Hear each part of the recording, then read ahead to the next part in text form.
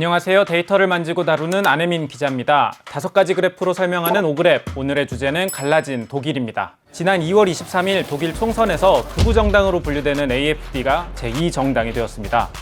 AfD는 과거 신나치주의자들과 손잡고 이민자 추방 계획을 짠 사실이 폭로되어서 독일 사회를 뒤흔들었던 정당입니다. 게다가 소속 의원이 나치 옹호 발언을 하기도 해서 유럽 의회의 극우 교섭단체에서조차도 이들을 받아들이지 않고 퇴출한 이력이 있죠. 그런 극우 정당이 도대체 왜 이렇게나 많은 사람들의 지지를 받고 있는지, 또 이렇게 지역에 따라 지지세가 완전히 갈라진 건지도 5가지 그래프를 통해 풀어보도록 하겠습니다.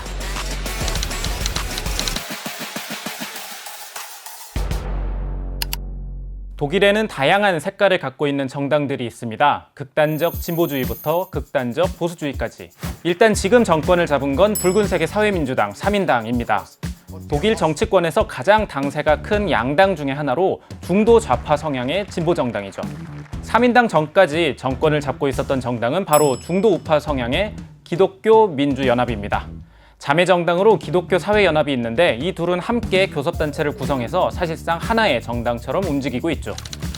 오늘 영상에선 기민연이라는 표현으로만 언급하겠습니다. 기민연 오른쪽에는 극우정당인 독일을 위한 대안 AfD가 위치합니다. 노란색의 자유민주당은 범보수 영역에 있고 녹색당과 좌파당은 진보 영역에 위치합니다. 좌파당 왼쪽엔 극단적 진보주의 성향을 갖고 있는 BSW도 있습니다. 독일은 이렇게나 많은 정당이 있기 때문에 특정 정당 하나가 과반을 차지하기가 어려워요. 그래서 과반을 차지하기 위해 여러 정당이 연합해서 정부를 구성합니다. 가장 큰 두 당인 빨강, 검정이 묶이면 대연정이라 부르고요. 빨강, 노랑, 초록 이렇게 묶이면 신호등 연정, 빨강, 초록이 묶이면 정록 연정, 빨강, 검정, 보라가 묶이면 블랙베리 연정 이렇게 부릅니다. 독일은 최근까지 신호등 연정을 유지해 오다가 여러 가지 갈등 끝에 연정이 붕괴되었고 일찍 총선을 치른 게 바로 지난달이었던 겁니다. 오그랩 첫 번째 그래프로 총선 결과를 한눈에 살펴보도록 하겠습니다. 왼쪽이 4년 전 총선 결과고요. 오른쪽이 이번 총선 결과입니다. 지난 선거 때엔 빨간색의 사회민주당이 독일을 가득 채웠지만 2025년 지도를 가득 메운 건 검정색으로 표시된 기민연입니다. 지역구로만 121석을 먹었던 사회민주당은 이번 선거에선 44석으로 쪼그라들었습니다. 반면 기민연은 지역구 143석에서 172석으로 크게 늘어났죠. 비례대표까지 포함해보면 사회민주당은 총 120석, 기민연은 208석을 획득해 기민연이 제1정당에 등극했습니다. 결국 3년 5개월 만에 독일은 진보에서 보수로 정권 교체가 이뤄진 겁니다. 사실 이번 선거 결과에서 1등이 뒤바뀐 것보다 더 눈에 띄는 게 있습니다. 바로 파랗게 물들어 있는 과거 동독 지역입니다. 동독 지역에서 AfD는 거의 모든 지역에서 1등을 차지했어요. 그 중에서도 폴란드 국경에 맞닿아 있는 작센주의 괴를리체에서는 46.7%라는 압도적인 득표율을 얻기도 했습니다. AfD는 총 151석의 의석을 차지하면서 독일 내 제2정당이 되었습니다.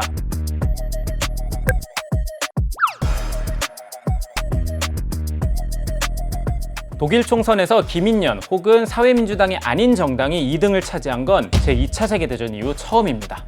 동독과 서독이 이렇게 갈라져 있는 결과가 나온 건 사실 이번 선거가 처음은 아니에요. 지난 2024년 유럽의회 선거에서도 마찬가지였죠. 같은 지도가 아닌데 올해 총선 결과와 유럽의회 선거 결과가 거의 똑같습니다. 빨간색 사회민주당이 여당인데도 불구하고 지도에서 찾아보긴 어렵고 구서독 지역에서는 검정색의 기민연이 압승, 구동독 지역에서는 파란색의 AfD가 전 지역을 휩쓸었습니다.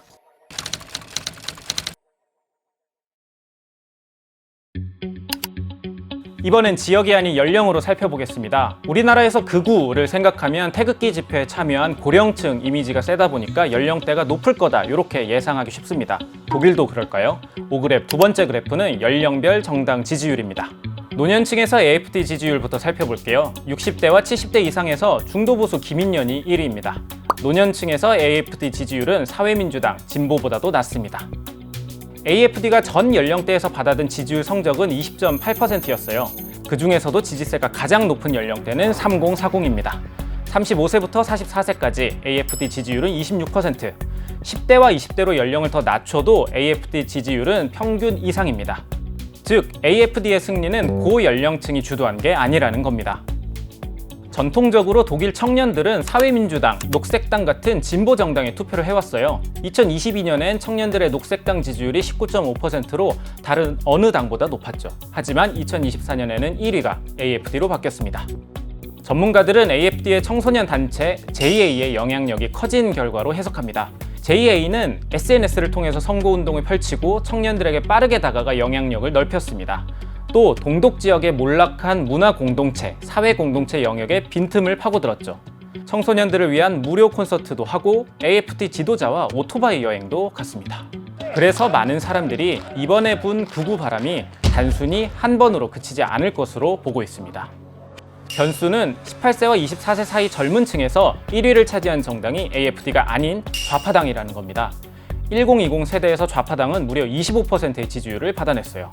사회민주당, 녹색당, 여타 다른 진보 정당들은 죽을 썼지만 좌파당은 진보 세력 가운데 유일하게 기대 이상의 성적을 거뒀습니다.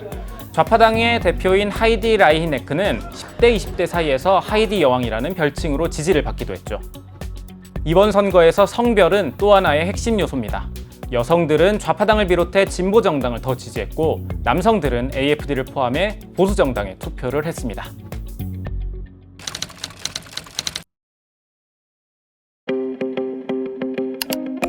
(2021년부터) 현재까지 독일의 정당 지지율 흐름입니다. 2021년 말부터 정권을 잡은 3인당의 빨간 선을 보면 꾸준히 하락세입니다. 그도 그럴 것이 러시아 우크라이나 전쟁이 터지면서 에너지 가격은 천정부지로 올랐고 러시아 가스 의존도가 높았던 독일 입장에선 엄청난 타격을 받은 거죠. 물가도 오르고 제조업도 둔화되면서 경제 자체가 활력이 사라진 겁니다.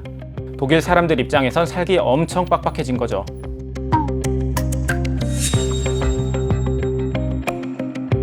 게다가 계속된 이민 정책으로 인해 사회적 혼란, 갈등이 이어지면서 3인당의 지지율은 10%대를 유지하기 급급했습니다. 선거를 앞두고는 이민자들의 강력 범죄가 잇따라 발생했고 이 이민자 이슈가 독일 총선을 다 흔들어 버렸습니다. 작년 12월엔 사우디아라비아 이민자가 크리스마스 시장에 차량 테러를 일으켰고 지난달엔 뮌헨에서 아프가니스탄 난민이 노조 집회를 향해 차량 돌진을 했습니다. 범죄를 저지르는 난민들 다 추방해야 한다고 부르짖던 AfD의 정책은 많은 사람들의 지지를 받게 됩니다. 그 영향이 동독 지역에서 극대화된 거고요. 그런데 말이죠. 정말 독일에 온 이민자들은 범죄를 더 많이 저지르고 있는 걸까요? 5그래프 세 번째 그래프로 살펴보겠습니다. 2023년 독일에서 범죄를 저질러서 잡힌 피의자는 모두 201만 7,552명입니다. 그 중에서 이민자들만 따로 보면 17만 8천여 명으로 비율이 8.9%, 최근 10년 사이 2023년이 가장 높습니다. 이번엔 인구 규모와 비교해서 살펴볼게요. 독일의 이민자 인구는 꾸준히 증가하고 있습니다. 이민자의 인구까지 반영해서 피의자 비율을 계산해보면 이렇게 나옵니다. 2015년에 피크를 찍고 감소하는 추세지만 2023년에 다시 증가한 거죠. 이민자 규모는 꾸준히 늘어나고 있지만 그로 인해서 범죄가 급증했다? 그렇게 보긴 어려운 겁니다. 하지만 작년 말부터 난민과 이민자들의 강력 범죄가 이어졌고 난민을 추방해야 한다고 주장하는 AfD의 지지세는 커졌습니다. 중도 보수 세력인 기민연에서도 이러한 반난민 여론에 부응하는 정책을 내놓기도 했어요. 기민연의 메르츠 대표가 출국 의무자를 즉각 구금할 수 있는 강력한 이민법 개정을 제안했고 이 법의 개정을 위해서라면 AfD와의 협조도 마다하지 않겠다고 말했습니다. AfD는 독일 정보기관으로부터 극우 정당이라는 이유로 감시를 받고 있는 정당입니다. 그런데 AfD와 손을 잡는다? 메르츠 대표의 이 행동은 독일 정치권에 엄청난 파문을 낳았습니다. 나치를 겪은 독일 입장에서 극우와의 협력은 금기거든요. 그런데 그러한 방화벽을 메르츠 대표가 깨버린 거죠.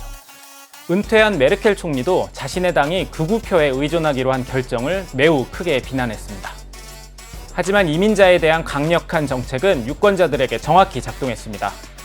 외국인이 독일에 너무 많이 유입돼 걱정된다라고 답한 유권자는 전체의 55%, AfD 지지자는 89%가 대답했고요. 기민연은 70%가 걱정했습니다. 그 결과는 이 지도로 나타난 거죠.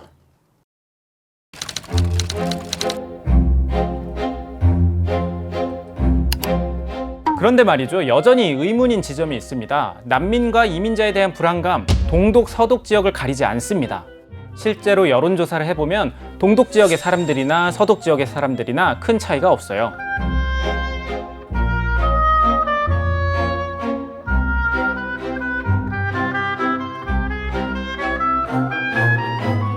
그런데 왜 동독에서 유독 AFD가 강세인 걸까요? 공산주의를 경험한 동독에서 극우주의가 강세인 이유, 오그랩 네 번째 그래프를 통해 살펴보겠습니다. 지역별 외국인 비율입니다. 서독 지역은 많지만 베를린을 제외한 동독 지역은 외국인 비율이 거의 없습니다. 서독은 과거부터 이민자를 받아들여왔어요. 2차 세계대전 이후에 서독을 재건하기 위해서 이주 노동자를 적극적으로 받아들였거든요. 특히 튀르키예 출신 노동자들이 많이 건너왔습니다. 하지만 동독은 그렇지 않았습니다. 러시아, 베트남 같은 일부 공산주의 국가의 유입은 있었지만 수가 많지 않았거든요. 그러다 보니 서독은 상대적으로 이민자에게 개방적인 반면에 동독 지역의 사람들은 배타적인 경향이 있습니다. 또 동독 지역의 낙후된 경제 환경도 이민자를 배타적으로 하게 되는데 영향을 주었습니다. 극심한 경제적 침체를 겪었던 동독 지역 사람들 입장에서 이민자에 대한 독일 정부의 관대한 대우는 매우 큰 자극이 될 수밖에 없어요. 동독 사람인 나도 힘든데 난민들을 더 잘 대해야 한다는 소식을 듣게 되면 불평등하고 소외감을 느낄 수밖에 없을 테니까요. 독일의 대표적인 싱크탱크인 베르테스만 재단에서는 동독에서 난민 문제가 더 큰 트리거 포인트로 작동한다고 분석하기도 했습니다. 그런 상황에서 AFD가 옆에서 이렇게 이야기합니다. 이민자들이 우리들의 일자리를 빼앗고 있다고요.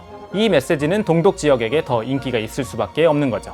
또한 동독 지역과 서독 지역의 인구 구성도 생각해 볼 지점입니다. 독일이 통일이 되면서 많은 사람들은 더 잘 사는 서독으로 넘어갔습니다. 이렇게 서독으로 넘어간 사람 대부분이 젊은 사람들이었고, 그러다 보니 동독 지역에는 나이 많은 어르신들이 많이 남아 있게 된 거죠. 이 어르신들 입장에선 동독에서 공산주의도 경험했고 통일전에 대한 향수가 남아 있어서 민주적 정당보다는 권위주의적 정당의 마음이 갈 수도 있다. 뭐 이런 분석도 나오고 있습니다. 그래서 실제로 동독 지역은 극우 정당인 AFD만 강세가 아니고 극단적 좌파 정당인 BSW도 득표율이 높게 나오고 있습니다.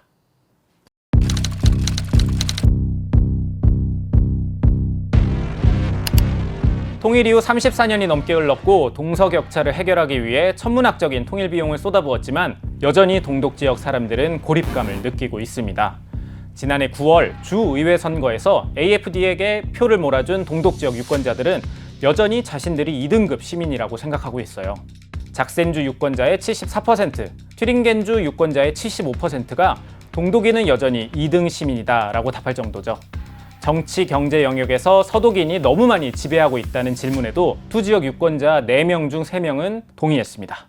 왜 주요 결정들은 서독 중심으로 이뤄지는 걸까? 왜 서독 출신 정치인들은 동독 지역 사람들의 의견을 반영하지 않지? 우리도 먹고 살기 힘든데 왜 서독 정치인들은 다른 난민들을 먼저 돕겠다고 하는 거야? 이러한 불만이 모이고 모여서 유럽 의회 선거, 주의회 선거, 총선에서의 결과가 나온 겁니다. 사회 지도층에서 서독 출신의 영향력이 크다는 인식은 팩트이기도 합니다. 오그랩 마지막 그래프로 살펴보겠습니다. 전체 인구에서 동독 인구의 비율은 5명 중 1명, 20% 수준입니다. 그렇다면 독일의 정계, 재계같이 사회 지도층에서 동독 출신은 얼마나 될까요? 독일 총리실, 각 부처 같은 독일 연방정부의 최상위 기관에서 동독 출신 기관장은 15%에 불과합니다. 베를린을 제외하고 동독만 고려하면 비율은 7.8%까지 떨어지죠. 상급 연방기관으로 내려가면 그 수치는 더 내려갑니다. 기관장 가운데 동독 출신 비율은 3.3%, 30명 중에 1명꼴이죠. 조금 더 범위를 넓혀서 전체 관리직을 보더라도 비율은 8.6% 수준에 그칩니다. 여전히 공론장에 동독의 관점은 거의 반영되기 어려운 실정인 겁니다. 기성 정치인에 대한 불만이 쌓인 동독 지역 유권자들은 극우 정당을 선택했습니다. 그 결과로 동독과 서독은 경계가 명확히 나뉘었죠. 연령과 성별에서도 갈라짐의 흔적이 보이고 있습니다. 과거에 진보 정당을 선택했던 1020이 이제는 극우 정당을 선택합니다. 우리나라도 최근 탄핵 반대 집회를 살펴보면 참여한 사람들 가운데 청년들이 많이 늘어났죠. 서부지법 폭력 난동 사태에서 체포된 사람 90명 가운데 절반이 2030 남성일 정도로요. 그렇기에 이번 독일 총선에서 극우 정당이 독일 유권자에게 대안으로 떠올랐다는 것을 우리는 가볍게 넘겨선 안 될 겁니다. 성별과 연령에 따라 정치적인 입장이 분화되고 있고 극우의 목소리를 담은 정치적 집단이 등장하는 오늘날의 대한민국에 이번 독일 총선은 중요한 참고서가 될 겁니다. 오늘 준비한 오그랩 갈라진 독일 편은 여기서 마무리하도록 하겠습니다. 감사합니다.